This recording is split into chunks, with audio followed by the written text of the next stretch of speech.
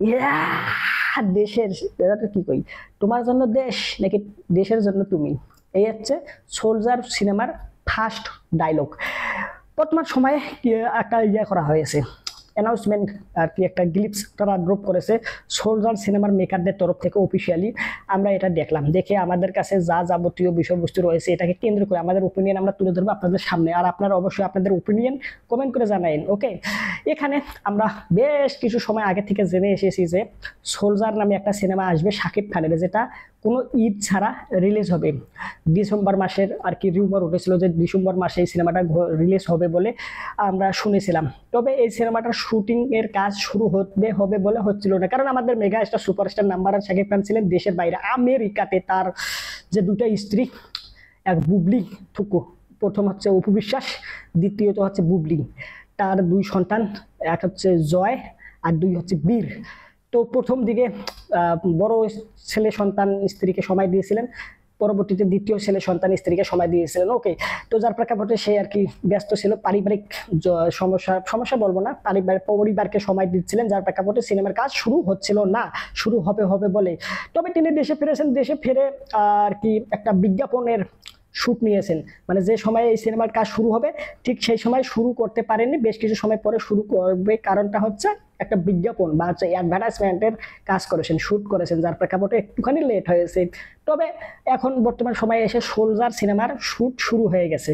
এর আগে ডিরেক্টর, যারা মেকার প্যানেল রয়েছে, তারা পুরি প্রোডাকশন কাজ, যারা সব লোকেশন এক্সট্রা বিষয়বস্তু রয়েছে সমস্ত কিছু ফিটফাট গোছ গাছ করেছে। এখন আমাদের mega star superstar number one Shakib Khan সেটে জয়েন দিয়েছেন এবং প্রথম দিনেই শুট কমপ্লিট করে একটা গ্লিপস, একটা অ্যানাউন্সমেন্ট বা একটা কি বল পূর্বশোর ম্যাটেরিয়াল তারা ড্রপ করেছে। আর এখানে দেখলাম, এখানে মনে করেন যে বেশ কিছু বিষয়বস্তু দেখানো হয়েছে, অ্যানিমেটেড বলেন বা হচ্ছে গ্রাফিক্স বা ভিএফএক্স যাই হোক, সবকিছু কাজ খুব ভালো হয়েছে। এখানে আমরা দেখতে পাচ্ছি কারাপশন সিন্ডিকেট। ওকে, এ এ কি এ কি যেন একটা লেখা ছিল, a common man. Okay, mega star superstar Shakib Khan লেখা আছে, আর এখানে দেখা যাচ্ছে সে হুঙ্কার দিয়ে উঠতেছে, আর এখানে সে ডায়লগ দিচ্ছে, একটা সুন্দর একটা ডায়লগ যে তোমার জন্য দেশ নাকি দেশের জন্য তুমি। এটা দেখে সত্যিকার অর্থে আমার খুবই ভালো লাগছে। আর এখানে মনে করেন যে আমি একটা জিনিস ভাবছিলাম, যখন এই ডায়লগটা বা এই সিকুয়েন্সটা পর্দায় আসবে, তখন পুরো সিনেমা হলে আপনারা যারা সিনেমা দেখবেন, আমি হোক বা যারা দেখবে, সেটা কেউ বসে থাকবেন, একদম সবাই লাফায় উঠবো, বাবারে বাবা কি একটা এক্সপ্রেশন বা কঠিন একটা এক্সপ্রেশন, যেভাবে হুঙ্কারটা দিয়েছে আর তার গলার যে রং গুলো আছে এইগুলো একদম ফুলে ফুলে উঠছে, একটা হ্যাঁ এরকম এরকম টানানি, এরকম এরকম আমি মনে করো যে বেশ কিছু সময় পর পর আমার দেখতে মন চাচ্ছে, আর আমি যাচ্ছি আর এই গ্লিপসটা দেখতেছি।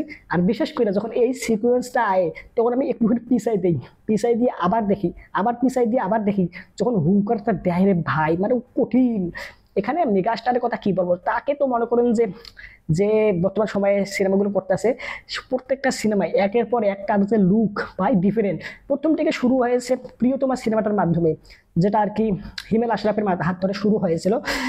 ওই সিনেমাটার মধ্যে বেশ কিছু ত্রুটি অ্যান্ড বিট্রুটি রয়েছে, ওগুলো নিয়ে আমরা কথা বলেছি, আমাদের চ্যানেলে রিভিউ ভিডিও রয়েছে, আপনারা চাইলে দেখে নিতে পারেন। তবে ওই সিনেমার পর থেকে বর্তমান সময়ে পর্যন্ত যতগুলো সিনেমা তার নির্মাণ হয়েছে, প্রত্যেকটা সিনেমায় এক একটার পর এক একটা বেটার বেটার বেটার হতে যাচ্ছে, মানে করে ভালোর পর ভালো, ভালোর পর ভালো, ভালোর পর ভালো। এই ভালো যে কখন কবে কোথায় গিয়ে শেষ হবে তার কোনো শেষ নাই।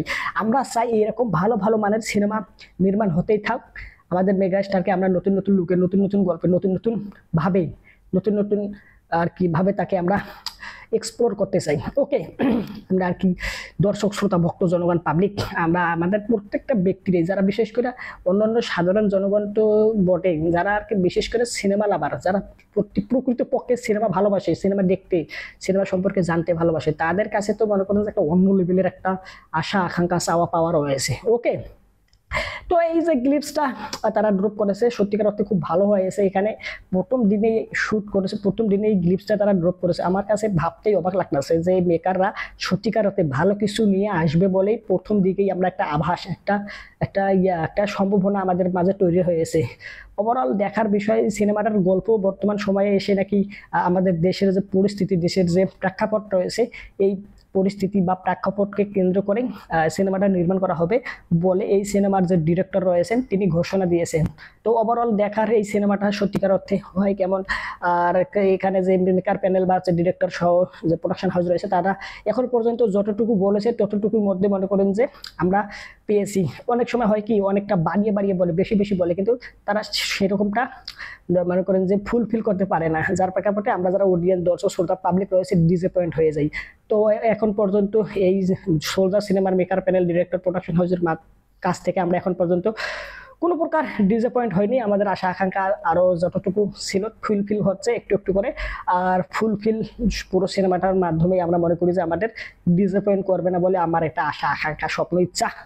তো ওভারঅল এই গ্লিপসটা যে আপনারা যারা দেখেছেন, তো আপনারা কেমন দেখলেন, কেমন লাগলো অবশ্যই কমেন্ট করে জানান। আর এই ভিডিওটা লাইক দেন, চ্যানেলটা যদি সাবস্ক্রাইব করে না থাকেন এখনো তাহলে দ্রুত সাবস্ক্রাইব করে নিন। সম্পূর্ণ ভিডিও দেখার জন্য আপনাকে জানাচ্ছি অসংখ্য ধন্যবাদ। তাদের সাথে ভিডিওটা শেয়ার করেন আপনার মা বাবা ভাই বোন আত্মীয় স্বজন পাড়া প্রতিবেশী বন্ধু বান্ধবের কাছে। I hope all's understand, so no talk for this subject. Thanks you very good and by.